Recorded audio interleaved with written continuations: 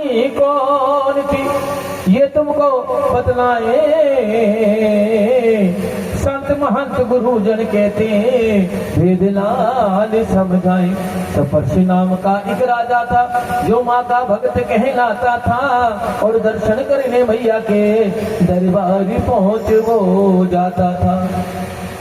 रो रो कर विनती है करता और देख झोली फैलाई है, जग की झूठी खुशियां दे दी सच्ची खुशी नहीं पाई। बोली सच्चे दरबार की।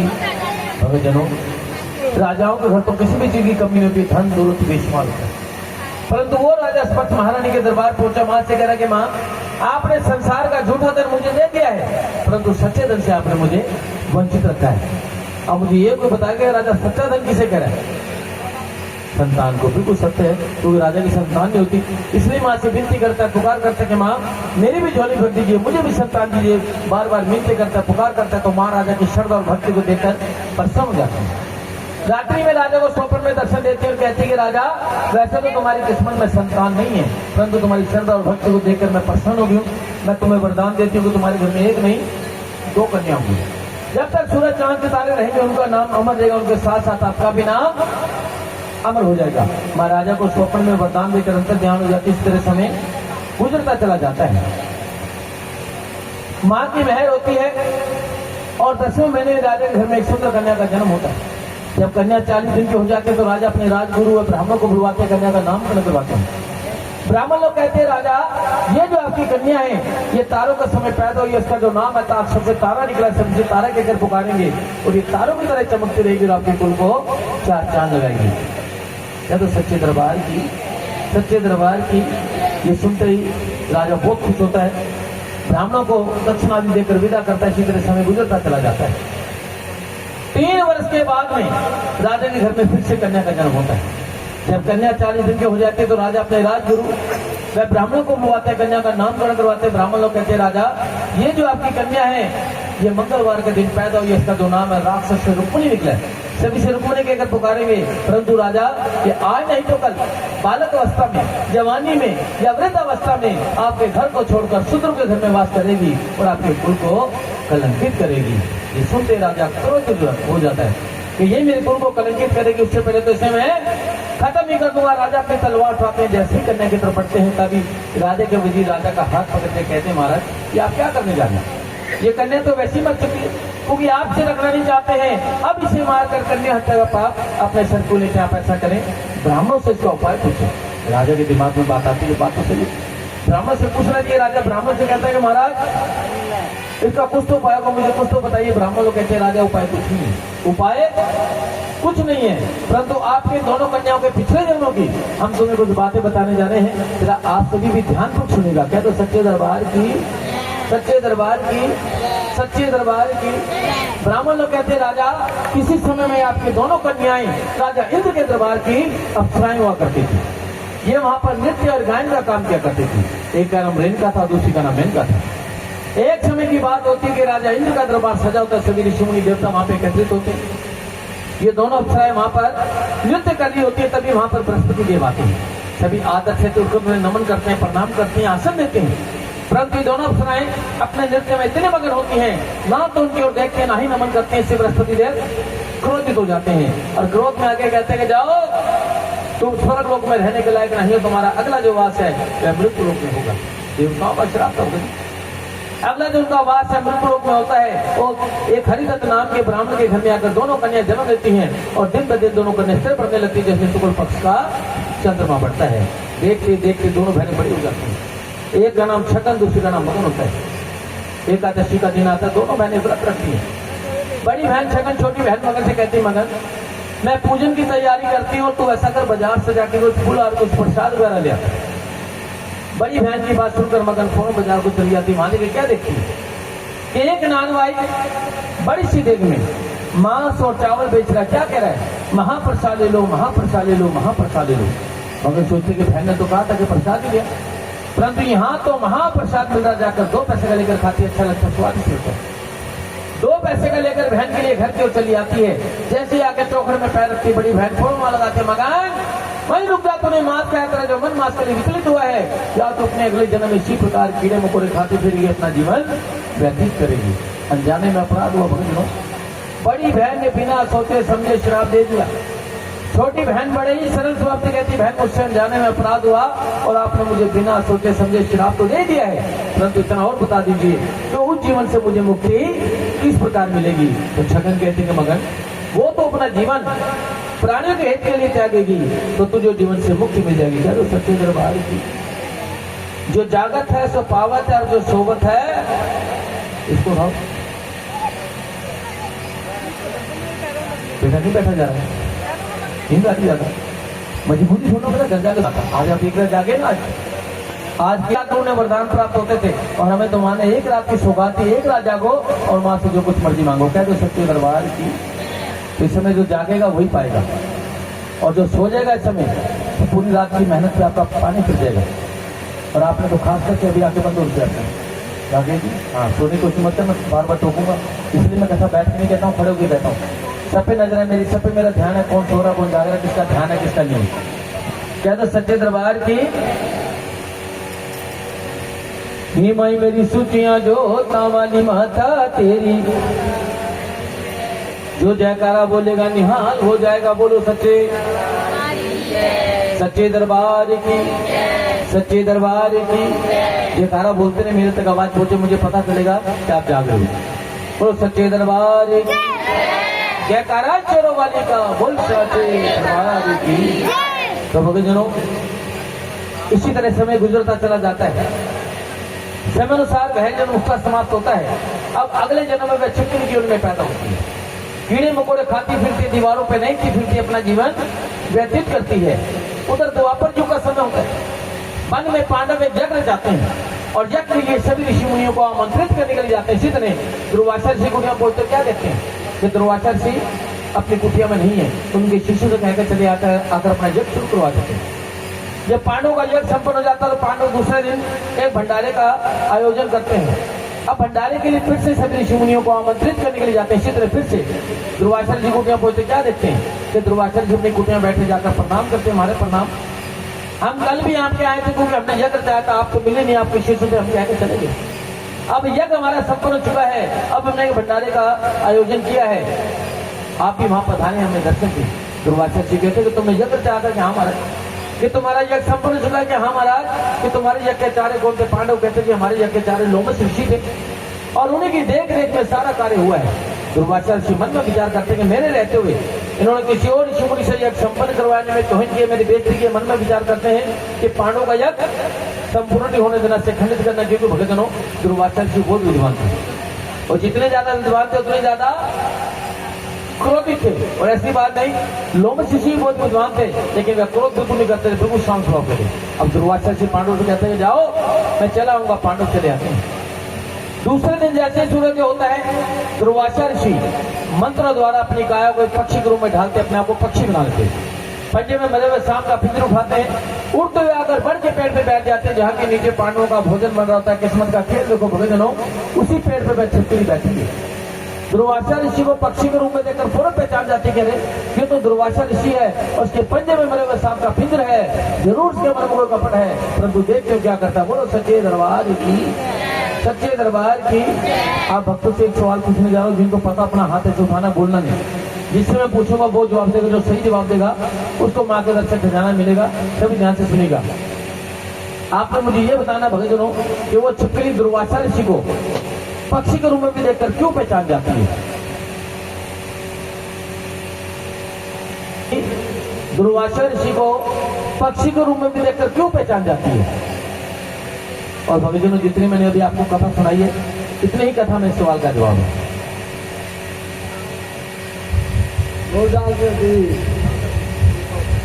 मुंबई के बाद, मुंबई के बाद, मुंबई के बाद ब्रह्मा के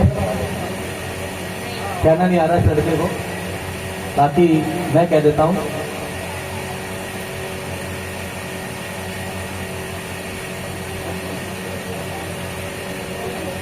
अभी बताते हो जो जागत है, जो पावत है, जो सोवत है, खोवत है।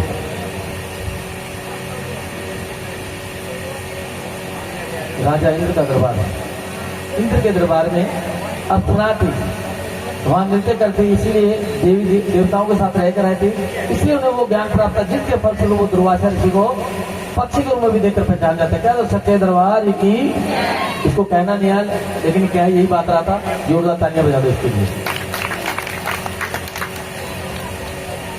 बजाना भी चाहिए, चाहिए, आना पड़ेगा बेटा, वहां तक जाना पड़ेगा।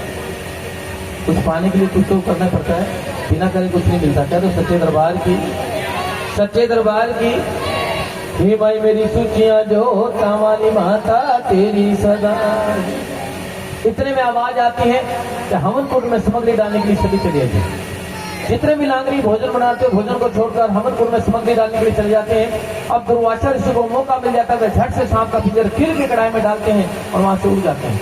ये देखकर वह छिपकली तिल मिला उठती है, क्या मैं किस तरह बताऊंगी, फिर विषय इससे मत खाइए, मैं तो कोई भाषा नहीं समझ पाएगा। विचार करनी थी भक्तजनों, तब इसको अपनी बहन की बात याद आती कि तो अपना जीवन प्राणियों के हित के लिए त्यागेगी तो तुझे जीवन से मुक्ति मिल जाएगी। चलो सच्चे दरबार की, सच्चे दरबार की। इतने में आवाज आती है कि पत्थर बांट दी गई, इधर से भोजन भी बांटी। अब लांगरी आके जैसे ही खीर की कढ़ाई को खाने लगते हैं, छिपकली फौरन में कूद जाती है। ये देखकर ऋषि मुनि क्रोधित हो जाते, कहते कि हे वीर छिपकली, तूने कितना निष्कार्य किया है, इतने ऋषि मुनियों का भोजन बना तूने सब नष्ट कर दिया है, या तेरा अगला जो वास है वह शूद्रों के घर में होगा। अभी जनों, पहले अनजाने में अपराध हुआ, बड़ी बहन ने बिना सोचे समझे श्राप दिया तो छिपकली की उनमें पैदा हुई।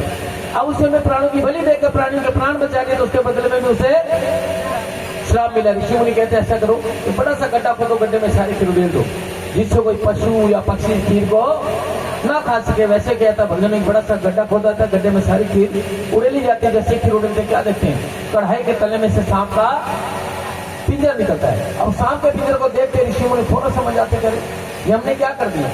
ये छिपकली जानती थी इसमें सांप का पिंजर डला हुआ है, इसने हमारे प्राण बचाने के लिए अपने प्राणों की बलि दे दी, हमने इसे श्राप दे दिया। श्राप तो अटल है, अवश्य पूर्ण होगा, परंतु अब इसे वरदान देने को दिल चाहता है। तो ऋषि मुनि कहते हैं कि हे छिपकली, तेरा शूद्र के घर में वास तो अवश्य होगा, परंतु तेरा जो जन्म है वह राजा के घर में होगा। तो भक्तजनों, ब्राह्मण लोग पिछले जन्मों की बातें राजा को बता रहे थे, कहते राजा ये वही कन्या है जो पिछले जन्म में छिपकली की योनि में थी, अब आपके घर में इसने कन्या के रूप में जन्म लिया। इसे ऋषि मुनियों का श्राप मिला हुआ है, इसलिए शूद्रों के घर में वास अवश्य करेगी। राजा कहता है फिर महाराज इसका कुछ तो उपाय होगा, मुझे कुछ तो बताइए। ब्राह्मण लोग कहते राजा उपाय कुछ नहीं, उपाय कुछ नहीं है, परंतु आप ऐसा करने की लकड़ी का बक्सा बनवाएं, उस बक्से में इतना धन लगवाएं कि जिस किसी भी व्यक्ति को ये कन्या मिले इसके जीवन पालन के लिए धन परिपूर्ण दे।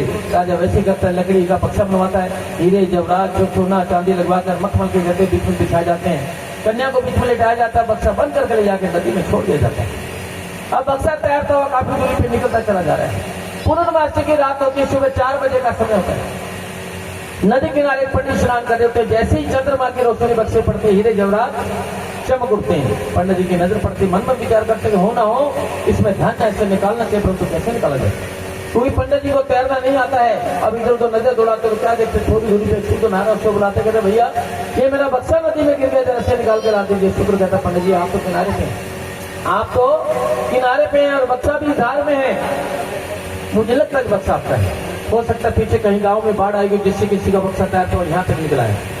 पंडित जी मन में विचार करते कि मैं ज्यादा से जिद बहस करूंगा, जो कुछ हाथ में आ रहा है उससे भी जाऊंगा, इससे तब ये होगा कि इससे सुलह कर लीजिए। पंडित जी कहते ऐसे करते भैया, जो जागत है तो पावत है, जो सोवत है घुटने छोड़ो, घुटने छोड़ो, ऐसे बैठो, घुटने पकड़ के बैठेगा जो उसको नींद आएगी, क्योंकि नींद का समय है।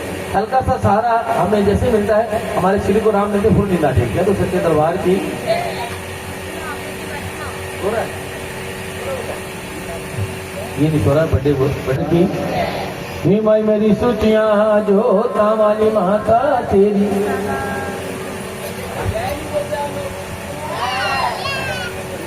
तेरी सदा ही जय, ये बोलना होता है। नाराज हो, बड़ी गौर से देख रहे हो, इसलिए कह रहा हूँ, ध्यान दे रहे हो, फिर वेरी गुड, बढ़िया, अच्छी बात है। तो कथा में ध्यान लगाना बहुत जरूरी है। करो सच्चे दरबार की। राकेश जी आप बताओ, कोई नहीं बोलेगा, अभी हमने कथा कहाँ छोड़ी थी, अभी कथा हमने कहाँ छोड़ी थी,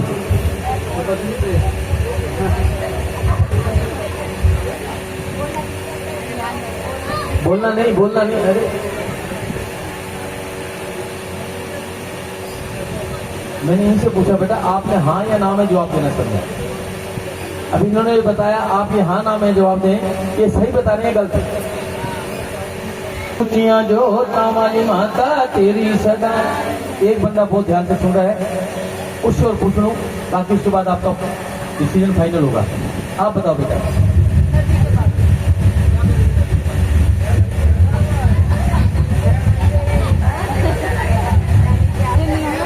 नदी के पास तो उन्होंने बताया। अच्छा हाँ ना में जवाब दो, सही नहीं कहा। बोल साचे दरबार की। अभी आगे फिर पूछूंगा, ध्यान रखना। माई मेरी सूचियां जो तावाली माता तेरी सदा। तो भक्तजनों, पंडित जी सुंदर से कहते कि तुम ऐसा करो, बक्से को नदी में से निकाल के बाहर लाओ, इसके अंदर जो कुछ भी निकलेगा दोनों आपस में आधा आधा। शूद्र कहता पंडित जी ये आपकी बात मुझे बहुत अच्छी लगी। इतना कहकर शूद्र तैरता हो जाता है, नदी में से बक्से को निकाल के बाहर लाता है। अब बक्से के ऊपर लगे हुए धन को देखकर पंडित जी की नीयत और खराब होती है। मन में विचार करते हैं कि इसके ऊपर ही काफी धन लगा हुआ है, पता नहीं इसके अंदर कुछ है भी नहीं है। पंडित जी कहते ऐसे करते भैया इसके जो ऊपर का धन है मैं सब मैं ले लेता हूँ, उसके अंदर जो कुछ निकलेगा सब तेरा, वो तू ले लेना। शूद्र कहता पंडित जी जैसी आपकी इच्छा है। इतना कहते ही बक्सा खोला जाता है। जैसे बक्सा खोलते क्या देखते हैं, जब कन्या बीच में लेटी अपने दाने हाथ का अंगूठा मुंह में लिया हुआ है और अपने हाथ सारे दाने कन्या को देखते वक्त शूद्र बहुत खुश होता है। फौरन फिर झोली में उठा लेता है। क्यों उठा लेता है किसी को पता है? आप ही तो बोल दो कुछ। और जिसके संतान ना हो उसको अचानक संतान प्राप्त हो जाए तो उसकी खुशी का ठिकाने लेता। पंडित जी कहते तेरे को संतान नहीं है, तुझे संतान मिली है तो अपनी औलाद मानकर पालना। शूद्र कहता अवश्य पंडित जी इसे अपनी औलाद मानकर पालूंगा, परंतु आप ऐसा करें कल मेरे घर पर आकर कन्या का नामकरण और कर दीजिएगा। पंडित जी कहते हैं अवश्य आऊंगा। शूद्र कन्या को लेकर अपने घर जाता है, अपनी पत्नी को भी कन्या के बारे में सारा हाल बताता है। जब दूसरे पंडित जी आते हैं तो वह शूद्र अपने रिश्तेदारों से बैठकर कन्या का नामकरण करवाता है। तो भक्तजनों वहां भी कन्या का नाम राक्षस से रुक्मणी निकलता है।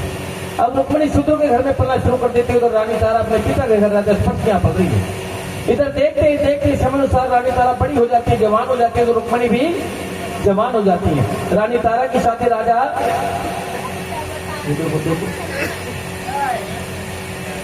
जो जागत है सो पावत है और जो सोवत है आपके पीछे सीधों के बैठे।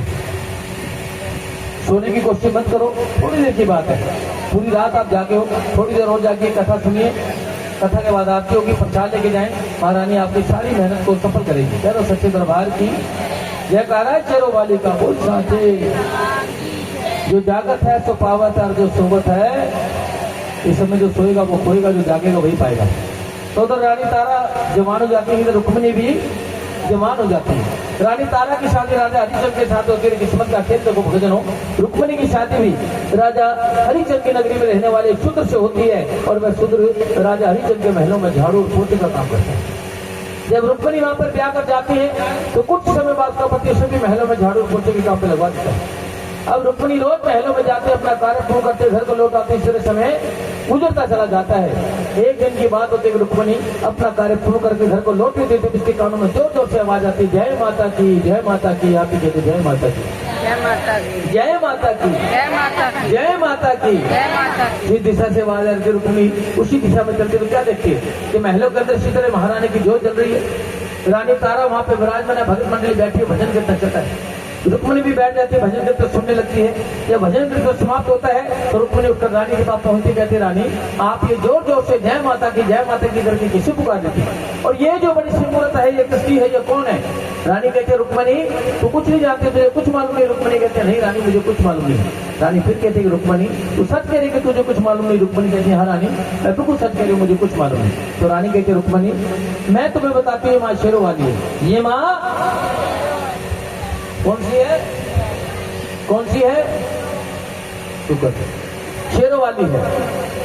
मैं इन्हीं का नाम लेती नहीं पुकारे कि मुझसे जो कुछ मांगो वही मिलता है, सबकी मनोकामना पूरी करती है, सबकी झोलियां भरती हैं। रुक्मणी कहती रानी आप सच कह रही, इसे जो कुछ भी मांगो वही मिलता है। रानी कहती है हाँ रुक्मणी मैं बिल्कुल सच कह रही हूँ। तो रुक्मणी कहती है रानी आपने माँ से क्या मांगा है? रानी कहती है रुक्मणी मेरी कोई संतान नहीं है, इसलिए मैंने माँ से पुत्र प्राप्ति के लिए वरदान मांगा है। रुक्मणी कहती है रानी संतान तो मेरे भी नहीं है और मैं भी चाहती हूँ कि मेरे घर भी पुत्र हो, परंतु मुझे तो मांगना ही नहीं आता, मैं किस प्रकार मांगू। रानी कहती रुक्मणी, यदि तेरे मन में कुछ है, माँ से कुछ मांगना चाहती है, माँ से कुछ पाना चाहती है, तो माँ के चरणों में 2 पैसे की अरदास करा। जो भी तेरी मनोकामना माँ से कह दे, माँ अवश्य तेरी मनोकामना पूरी करेगी। तो रुक्मणी 2 पैसे की अरदास माँ के चरणों में कराती, कहती माँ मेरी कोई संतान नहीं है और मैं भी चाहती हूँ मेरे घर में पुत्र हो। हे माँ, जब मेरे घर में पुत्र होगा, जब पुत्र मेरा 1.25 साल का हो जाएगा, तो मैं आपके नाम का जागरण कराऊंगी। क्या तो सच्चे दरबार की। तो ये समय भक्तजन वो है, यदि आपके मन में कोई भी इच्छा है, संतान के बारे में, कारोबार के बारे में, घर की कोई अन्य परेशानी, तो रुक्मणी के नाम की अरदास है। अभी आपने अरदास कराई थी तारा रानी की, ये रुक्मणी के नाम की अरदास है। इस अरदास को हमने नहीं बोलना होता, क्योंकि पूरे जागरण में एक यही वक्त ऐसा आता है जब आपकी बात माँ से होने जा जाए। तो 1 मिनट का समय दूंगा, जिन्होंने अपनी अरदास रखनी है वहां पे लगानी, माँ से अरदास लगाएं। 1 मिनट का समय, उसके बाद फिर कथा कहूंगा। जाओ जी। अपने बच्चे के मोह प्यार में इतना खो जाते कि 1.25 साल तो क्या देखते देखते उसका बच्चा 5 वर्ष का हो जाता है। उसे याद है तो अपनी माँ के नाम का जागरण बोला था। उधर भवन में माँ हनुमान जी बैठे, माँ कहते हनुमान जी, रुक्मणी ने कहा था कि जब मेरे घर में पुत्र होगा, जब पुत्र मेरा 1.25 साल का हो जाएगा, तो मैं क्या कराऊंगी, जागरण कराऊंगी। परंतु इसका पुत्र तो 5 वर्ष का उसका, इसे याद ही नहीं है। घुटने छोड़ दो बहन जी, कहीं नहीं जाने वाली।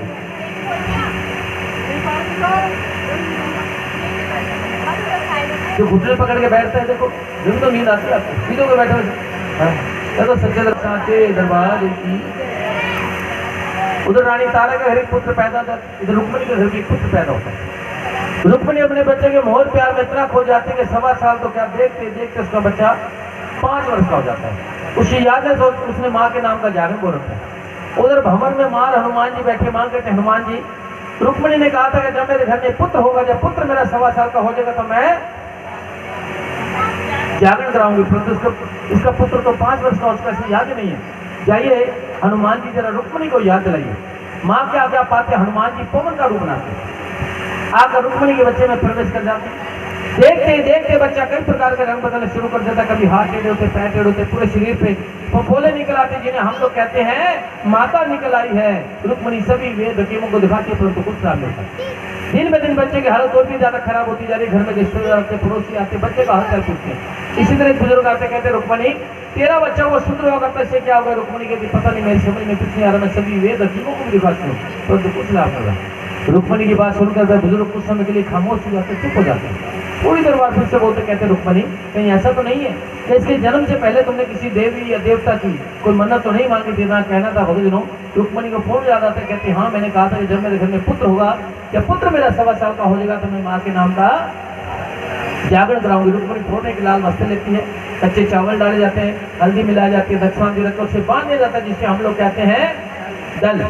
क्योंकि माँ के नाम का जागरण जब भी कोई भगत करवाने की सोचता है, सबसे पहले पार्टी बुक की जाती है। जिससे आज यहाँ राजेश कपूर पार्टी माँ का गुणगान करती है।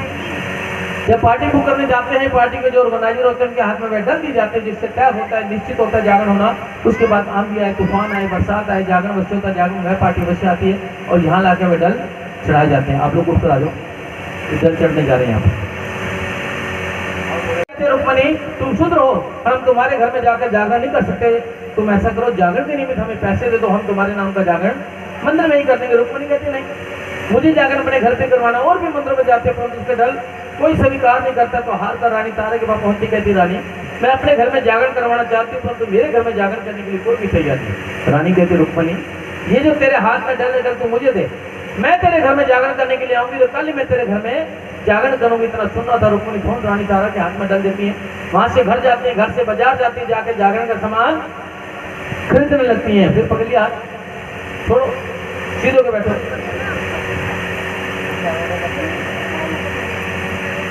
तभी वहां पर राजा का नाई खड़ा होता है। रुक्मणी को सामान खरीदते हुए देखकर फोन उसके पास पहुंचता, कहता रुक्मणी तेरे घर में जागरण करने के लिए कौन आ रहा। रुक्मणी फोन कहते हैं मेरे घर में जागरण करने के लिए रानी तारा आ रही। फिर क्या होता, भक्तजनों कहते हैं पक्षियों में कौवा और मनुष्यों में नौवा। ऐसे होता है कि पेट में कोई बात नहीं पड़ती। जिस तरह गाँव गाँव करके पूरे जंगल का हाल कौवा बतलाता है, ठीक उसी प्रकार हमारे भाई लोग नाई की दुकान में जाते तो अक्सर देखते हैं तो जिस तरह नाई की कैंची चलती है, उससे उसकी जुबान भी चलती है, अपना कार्य भी पूर्ण करता जाता है, साथ में पूरे मोहल्ले भर का हाल बताता। जब नाई सुनता तो भागा भागा राजा के पास पहुंचता, कहता महाराज आज यदि कोई कार्य हो तो जल्दी से बता दीजिए, नहीं तो मुझे जाना है। राजा कहते रहे नाई तो ऐसा कर मेरी शेव बना दे, मैंने शिकार पे जाना है। अब नाई राजा की शेव बनाने लगता है।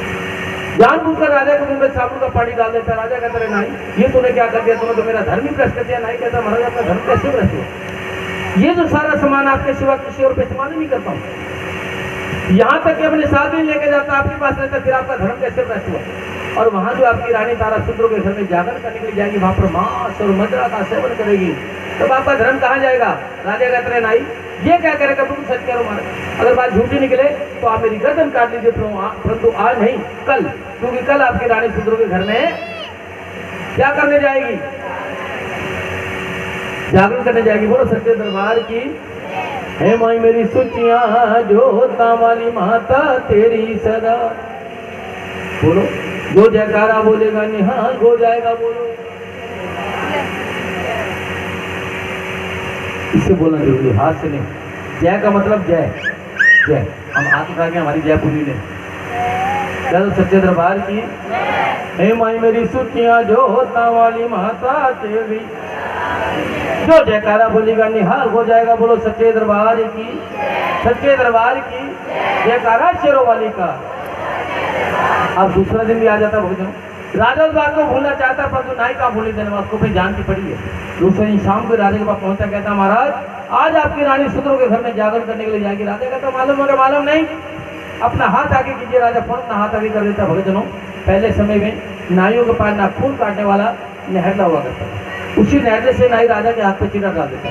राजा कहता है नाई ये तूने क्या कर दिया, तुमने तो मेरा हाथ ही काट दिया। नाई कहता महाराज अपना हाथ ही काटा, ये मैंने आपके जागने का इंतजाम किया है, आप ऐसा कीजिए इस पर नमक और मिर्ची की पट्टी और बांध लें, जिससे कि आपको नींद नहीं आएगी और रानी तारा जागरण में जा नहीं पाएगी। चलो सच्चे दरबार की राजा वैसे करता, हाथ पे नमक और मिर्ची की पट्टी बांधकर दर्शन कराता हुआ महल में पहुंचा। जाके रानी से कहता रानी आज मैं शिकार पे गया था, मेरे हाथ में शेर ने पंजा मार दिया। रानी मैं सोना चाहता हूँ, परंतु मेरे हाथ में बहुत दर्द हो रहा, मुझे नींद नहीं आ रही, तुम ऐसा करो अपनी जान का सिराना दो। रानी को अपनी जान का सिराना देती, राजा सड़क के लेट जाता है। धीरे धीरे समय गुजरने लगता है और देखते देखते रात्रि के 12 बजने को होते हैं। रानी माँ से विनती करते हैं माँ मैंने आपके नाम के डल ले रखे हैं, आपके जागरण में जाना है, परंतु मेरे पति भी जब नहीं सोए, मैं किस तरह जाऊँ। ये माँ किसी तरह से मेरे पति को सुलाई जिससे कि मैं आपके जागरण में जा पाऊँ। सच्चे दरबार की जब रानी बार बार माँ से विनती करती, पुकार करती हैं, तो माँ रानी की विनती सुनती है, निंद्रा का रूप बनाती आकर राजा की आंखों में समा जाती हैं और देखते देखते राजा को नींद आ जाती है। जब राजा को नींद आ जाती है, रानी राजा का सर भर के तकिए पर रखती है। पूरे महलों के दरवाजे में घूमती है कि दरवाजा खुला नहीं मिलता। क्यों नहीं मिलता? राजा पहले इंतजाम करके सोया है। पीछे के रास्ते आते तो क्या देखते हैं, रोशनदान खुला है, उसमें साड़ियों का रास्ता बांधती पीछे जंगल में उतर जाती है और भागती चली जा रही है। जय माता की, जय माता की कहती जा रही है। आप भी कहते जय माता की, जय माता की। हल्की हल्की बरसात हो रही, देखो हल्की हल्की बरसात शुरू हो गई और रानी तारा भागती चली जा रही है। आगे चोर मिलते रानी को लूटने की कोशिश करते हैं, भागती रानी पे तलवार का वार करते हैं, रानी तो निकल जाती है। भगतजनों, पल्लू में कुछ हीरे जवाहरात बंधे होते हैं, उसी कोने पे तलवार का वार को जिससे वो कोना करके जमीन पे गिर जाता है, हीरे जवाहरात जमीन पे बिखर जाते हैं। भागते भागते रानी तारा अपने पैरों को पगड़ी वहीं छोड़ती जा रही है। 4 पहर के दिनों रात होते हैं भगतजनों, 2 पहर गुजर चुके थे तो बाकी होते हैं। रानी तारा भागते भागते चोरों को श्राप देती जा रही कि जाओ तुम 2 पहर के लिए अंधे हो जाओ, और वहां से रुक्मणी के घर पहुंचे जाके जागरण शुरू कर देती है। अब चोर खड़े, हीरे जवाहरात पड़े, रानी के पैरों के पगे पड़े, उन्हें नजर आ रहे, दिख रहे हैं, परंतु जब उठाना चाहते हैं तो कुछ नजर नहीं आता। क्यों नजर नहीं आता? रानी तारा उन्हें श्राप देकर के अब छोड़ कर जाने को दिल नहीं करा, खड़े खड़े देख रहे हैं। उधर जब राजा की आंख खुलती है, रानी को न पाकर और भी ज्यादा क्रोधित हो जाते हैं। क्रोध में आकर राजा अपनी तलवार निकालते हैं और वैभिषी राशि से रानी के पीछे निकल आते हैं। चोरों की नजर पड़ती कि राजा आ रहा है, चोर भागना शुरू कर देते। राजा वाह लगाता, भागो मत, मुझे कुछ पूछना तुमसे, परंतु राजा के डर के मार चोर नहीं रुकते और भागते जा रहे हैं, कहते जा रहे हैं रानी तारा रुक गई, रानी तारा रुक गई। जब राजा वहां पहुंचता देखते रानी के पैरों के पगे पड़े, हीरे जवाहरात पड़े, राजा उठाकर अपनी बात लेते। अब राजा भी वहां पहुंच जाता जहां की जागरण होता। वहां के क्या देखता, कमरे का दरवाजा बंद है, खुला नहीं है, बंद है। दूर पहले जो जागरण हुआ करते थे भगजनों, बंद कमरों में जागरण हुआ करते थे। रात्रि के 12 बजे से पहले से भगजन कमरे में दाखिल हो जाते थे, उसके बाद दरवाजा बंद कर दिया जाता था और जागरण शुरू हो जाता था। पशुओं की बलि दी जाती थी माँ को, मांस के प्रसाद का भोग लगाया जाता था। वे महाकाली के जागरण हुआ करते थे, उसमें कथा नहीं की जाती थी। रात्रि के 3 बजे जागरण संपूर्ण हो जाता था। जब राजा देखता है दरवाजे की झीनी में से झांक कर अंदर का दृश्य देखता तो क्या देखता है कि रानी तारा रुक्मण से कलश पूजन करवा रही है। कलश पूजन क्या होता है मैं आपको बताने जा रहा हूँ। घर में कोई भी शुभ कार्य किया जाता है, अपने सभी देवी देवताओं को याद किया जाता है। इसी तरह अपने पितरों को भी याद किया जाता है। पितर हमारे वो होते हैं जो बड़े बुजुर्ग हमारे समाज आते हैं, जिनका हम श्राद्ध वगैरह भी करते हैं।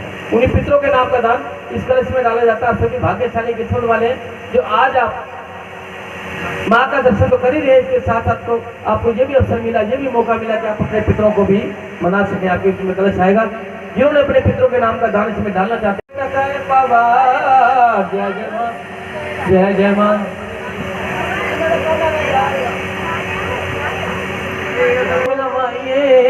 रल भगता भोग लगा ले, आओ मेरे भक्तों बाटा बांटिए, रल भगता बाटा बाटिया। तारा रानी गोद भरा, ओ जी तारा रानी गोद भरा, गोद भरा के रानी घर चली, अग हरिचंद लई अटका। जय जय माँ, जय जय माँ, जय जय जय माँ, जय जय माँ। बोलो सच्चे दरबार की। माता शेरवालिए है अटूट ये नाता शेरवालिए, हो मैं बालक तू माता शेरवालिए है अटूट ये नाता शेरवालिए। शेरवालिए माँ पहाड़ वालिए माँ, मेरा वालिए माँ जोता वालिए माँ, मैं बालक तू माता शेरवालिए है अटूट ये नाता शेरवालिए। माँ जय जय माँ, बोलो सच्चे दरबार की जय।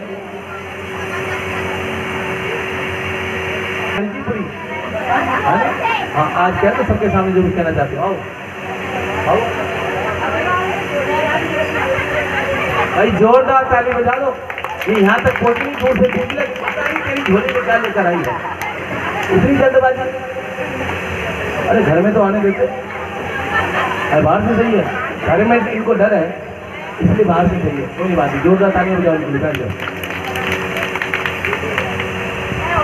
डालती थी रानी प्रसाद लेके जैसे दरवाजा खोल के बाहर निकलती तो क्या देखती है कि सामने राजा खड़ा। राजा कहता रानी पिता तेरी झोली में क्या लेकर आई। अब राजा का अचानक सवाल करना हो, रानी के मुंह से निकलता कि राजा इसमें मेरी माँ का पंथ है, इसमें काजू किशमिश दाम वगैरह बाटे का प्रसाद है। ये सुनते राजा क्रोधित होता है। क्यों क्रोधित होता है? उसने अपनी आंखों से देखा कि अंदर से करा रही, मुझे क्या बताया। क्रोध में अगर राजा रानी की झोली पे जोर से हाथ मारता तो क्या सारा प्रसाद जमीन पे बिखर जाता है। और जो बकरे का शीश है लुढ़क कर जाता है, उस पर वस्त्र खुल जाता है। क्या देखता है? बकरे की शीश की जगह नारियल बन जाता है। हदियों मास का जो प्रसाद है, काजू किशमिश बादाम वगैरह बाटे का प्रसाद जो आपको जो वितरित होने जा रहा है, जो पूरी है पान के पत्ते बन जाते हैं, जो चावल चंबे के हार बन जाते हैं, जो मदरा है वह दूध बन जाता है। ये देखकर राजा आश्चर्य पड़ जाता है। राजा कहता रानी मुझे नहीं मालूम था तू इतनी बड़ी जादू करती, तुझे जादू भी आता है? रानी कहते नहीं राजा मुझे कोई जादू वादू नहीं आता, आपने जो अंदर देखा था वह भी सत्य था, और अब जो आप यहाँ पे देख रहे ये भी सत्य है, ये मेरी माँ का पंथ है। तो राजा कहता रानी मैं भी तुम्हारी माँ का पंथ हूँ। रानी कहते नहीं राजा पंथ खंडे की धारा आप नहीं देख पाएंगे, जिद मत कीजिए। राजा कहता रानी अब चाहे कुछ भी हो जाए अवश्य तुम्हारी माँ का पंथ हूँ। क्योंकि जनो राजा लोग जो होते जिद्दी होते हैं, इस बात के पीछे पड़ जाते हैं, अपनी बात मनवा कर दम ही लेते हैं।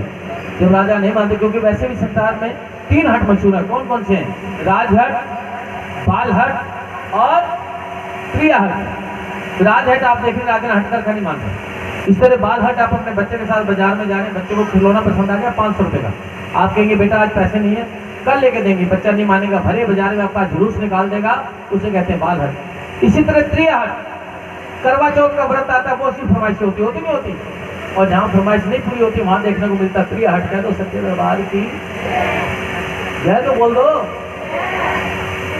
हे माई मेरी सुनिया जो होता वाली माता तेरी, जो जयकारा बोलेगा निहाल हो जाएगा। बोलो सच्चे दरबार की। जो बुलंद आवाज में जयकारा बोलेगा उनको 2-2 डोने प्रसाद के मिलेंगे। कितने मिलेंगे? पहले जयकारा बोलो, ओ सच्चे दरबार की। वाह जी वाह, राकेश जी सबको 2-2 डोने देने प्रसाद के। कितने देने हैं? 2-2 डोने, एक भरा हुआ और एक ढकने के लिए खाली। सच्चे दरबार देखो प्रसाद के लिए 2 डोने के लिए कितनी जोर से आवाज आई है, उससे आवाज नहीं निकलती। मिला था कहते घोड़े को वाले गाते नीले नीला घोड़ा हिंडन आता हुआ जैसे राजे के सामने था, राजा पुनः घोड़े को काटकर हवनकुंड में सुहा कर देते हैं। जब रानी देखती है राजा ने घोड़े को काटकर हवनकुंड में सुहा कर दिया, परंतु राजा का अहंकार वैसे का वैसे, रानी कहती है राजा ये तो पशु था जिसे आपने बड़ी आसानी से काटकर हवनकुंड में सुहा कर दिया। अब आप ऐसा करें, आपको जो इससे प्यारा आपका अपना है उसे लाइए, उसकी बलि दीजिए, उसकी भेंट चलाइए। राजा कहता है रानी मुझे इससे प्यारा मेरा बेटा शुक्र है, क्योंकि राजा कुछ नहीं पता वो क्या करने जा रहा है। उसकी आंखों में तो हिंगार की पट्टी बंधी है, अपने पुत्र को वार लगाते हैं। बेटा सुंदर जैसे भागा तो राजा फौरन पुत्र के शीश के बाल पकड़ते हैं, तलवार से उसका शीश धड़ से अलग कर देते हैं। शीश लेके रानी को देते, रानी भी देर नहीं करती, पुत्र का शीश लेती रखती है और कहती है राजा ये जो पुत्र का आपके पुत्र का धड़ है, इसका जो शरीर है इसके छोटे छोटे टुकड़े कीजिए, उन्हें धोइए और धो के देख में डाल दीजिए। अब राजा अपने अहंकार में अंधा होता है, अपने ही पुत्र के शरीर के छोटे छोटे टुकड़े करता है, धोता धो के देख में डाल देता है। रानी भी देर नहीं करती, देख के नीचे लकड़ियां लगाती हैं, माचिस आगे राजा को देती, राजा किसी में नहीं जलाओ। राजा कहता है रानी तू जो कहती है मेरी माँ की जो तो वादी है, ज्वाला दी है, फिर समग्री मैं तो जलाऊं, तेरी माँ समग्री जलाएगी, तेरी माँ प्रसाद तैयार करेगी। जब रानी सुनती है तो माँ से विनती करती है, हे माँ अपने भक्तों की लाज रखने वाली, अपने भक्तों को हर संकट से उभारने वाली माँ, आपके भक्तों की परीक्षा ली जा रही है, जल्दी से आइए। जब रानी बार बार माँ से विनती करती, पुकार करती, तो रानी की विनती पर ज्वाला जी दरबार से एक छोटा सा कणी का कण उठता है और आकर लकड़ियों में प्रवेश कर जाता है और देखते देखते ज्वाला प्रचंड हो जाती है। बोलो ज्वाला मैया की, ज्वाला मैया की। जब ज्वाला प्रचंड हो जाती है कुछ समय में प्रसाद तैयार होता है। जब प्रसाद चला तो रानी कहती राजा 5 डोने प्रसाद डाल के लाइए।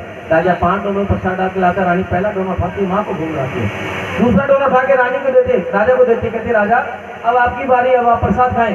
राजा अपने अहंकार में अंधा होता, अपने ही पुत्र के मांस को खाना शुरू कर देता।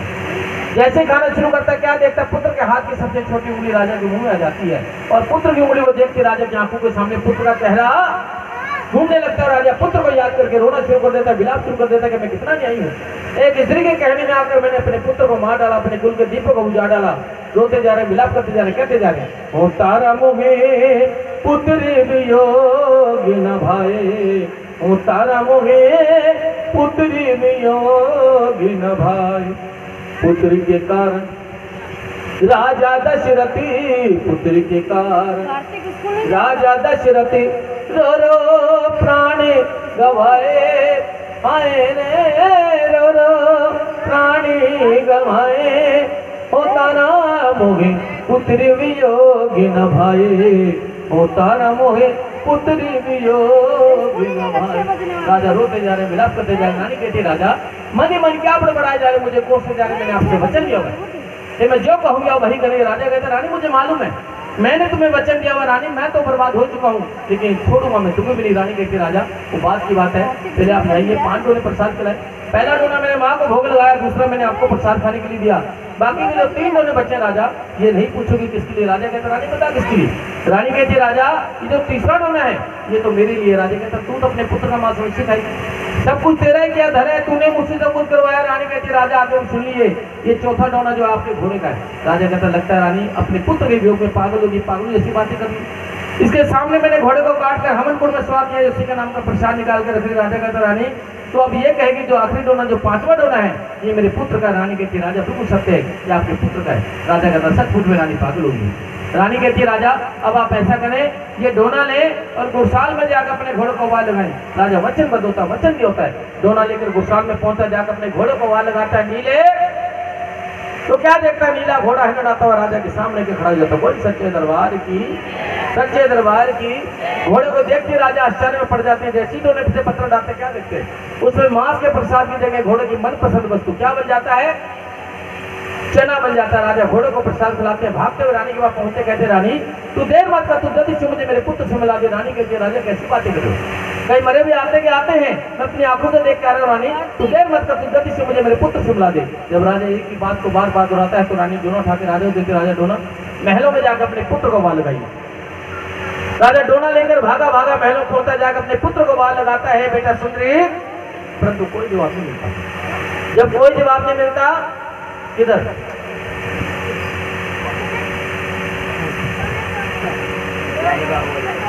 राजा विचार करने लगते कि घोड़े को एक आवाज लगाई, घोड़ा आया परंतु पुत्र क्यों नहीं आया।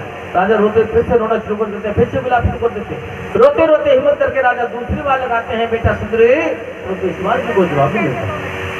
जब इस बार भी कोई जवाब नहीं मिलता तो राजा की हालत ऐसी हो जाती है, अभी पर आने के लिए राजा हिम्मत करके तीसरी बार लगाता है, बेटा सुंदरी, तो क्या देखता उसके पुत्र उसके सामने खड़ा, बोली सच्चे दरबार की, सच्चे दरबार की।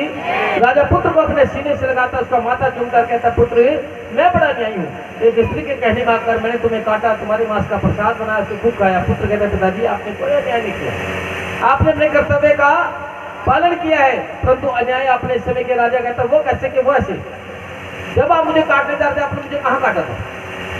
मुझे तो अपने साथ माँ उठा के लेगी थी, अपनी गोद में बिठा रखा था, मिठाई खिला रही थी, हनुमान जी भी थे वहां पर, बामन भैरव और भैरवी वहां पे नृत्य कर रहे थे, बहुत अच्छा नजारा था। परंतु जैसे आपने पहले आवाज लगाई, बामन भैरव भैरवी नृत्य कर रहे, सब लुप्त हो जाते, क्या हो जाते। माँ कहते हनुमान जी, इसके पिता उसको पुकारने चले, उसको उसके पिता के पास छोड़ के माँ और हनुमान जी मुझे लेके चल वहां से चल देते। तभी आप दूसरी बार लगाते हैं, माँ कहती हनुमान जी जरा जल्दी कीजिए, कहीं ऐसा ना हो जाए पुत्र के वियोग में इसके पिता कहीं प्राण न त्याग दे। माँ और हनुमान जी मुझे लेके जल्दी जल्दी आपके पास आए होते हैं। तभी आप तीसरी बार लगा देते हैं तो माँ मुझे आकाश मार्ग से आपके पास फेंक देती है, पिताजी ये आपने अन्याय नहीं किया तो क्या किया? यदि आप थोड़ी देर के लिए इंतजार करते तो माँ आपको साक्षात दर्शन देने के लिए यहाँ पर खुद विराजमान हो रही। सुनते राजा अपने पुत्र के पैरों की मट्टी को अपने हाथ से उठाते हैं, अपने माथे से लगाते और कहते हैं, पुत्र मेरा हमने पलट गया हो। जैसे ही उन्होंने मेरे पत्थर डालते क्या देखते हैं, उसमें मांस के प्रसाद की जगह बच्चों की मनपसंद वस्तु क्या बन जाता है? हलवा बन जाता है। राजा पुत्र को प्रसाद खिलाते हैं, पुत्र को लेकर रानी के पास पहुंचते, कहते रानी मैं तुम्हारी भक्ति से बहुत प्रसन्न हूँ, मांग लो जो कुछ भी मांगना चाहती हो। रानी कहती राजा आपका दिया वैसे भी कुछ है, फिर भी यदि आपको देना चाहते हो आप ऐसा करें, नदी किनारे एक मंदिर बनवा दे, धर्मशाला बनवा दे, कुआ तालाब बावड़ी आदि का निर्माण करवा दे। राजा वैसे करवाता है और रानी माँ से विनती करती कि माँ मेरे पति ने आपके दर्शन पाने के लिए कितनी तपस्या की, अपने घोड़े को काटकर हवन कुंड में स्वा कर दिया, अपने पुत्र को काटकर उसके मांस का प्रसाद बनाया, उससे खून खाया, फिर भी माँ आपने उन्हें दर्शन दिए, माँ को भी दर्शन दीजिए, उनको भी तपस्या का फल दीजिए। जब रानी माँ से बार बार विनती करती तो माँ राजा को दर्शन देने के लिए आती, राजा के सामने के साक्षात रूप में खड़ी होकर कहती राजा ये जो सारा खेल है